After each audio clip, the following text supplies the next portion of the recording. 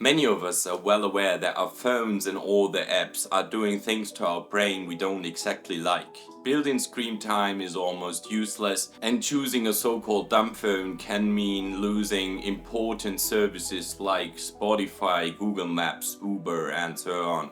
So smartphones are too useful to left behind. Social media has long linked to a number of issues, including anxiety, depressions, especially among young people, and of course the attention span. Research shows that our attention span is shrinking over the years. In 2004 we were able to focus on a screen for 150 seconds. In 2012 we were down 75 seconds. Between 2016 and 2020 it had fallen to an average of 47 seconds. That research is according to a professor at the University of California and the author of the book Attention Span. And even if you're watching TV, you grab your phone, you check your apps, and then have to rewind the scenes. And media itself has chopped up into smaller and smaller bites, from TikTok videos into quicker shot lengths on TV. If your attention span also has been lacking for some time, then try to find your weak spot. For some, and for myself, it's also the checkiness.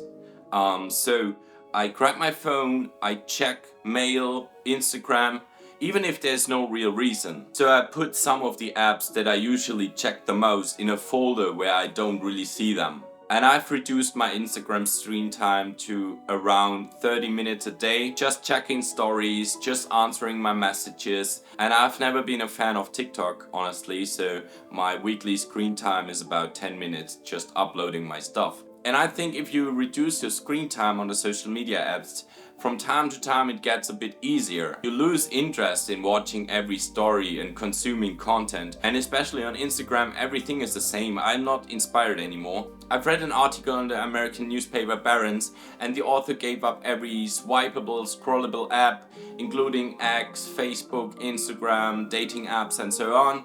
And her results were she had better sleep, she was more productive at work, and with all the reading she did instead, her brain felt a lot calmer. If you're bored, you can start reading and journaling. I know journaling is a hype, but you can use the Penn-Baker method and write 15 to 20 minutes over a challenging event in your life.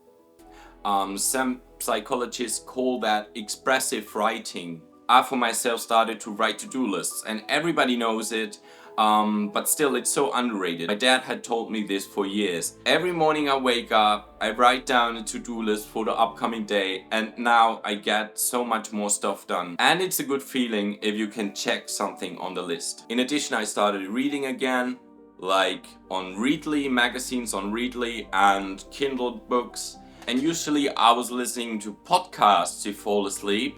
But now I changed to a normal CD player and listening to audiobooks like this about history, philosophy and so on. In addition, I've bought a normal alarm clock. Now I can turn off my mobile phone at night. And with reading and the reduction of the blue light exposure, you are usually tired earlier and can sleep better. I know there's a lot of mindset stuff out there, but that are some tools and tricks I use right now. Thank you, and I would be happy if you leave a like.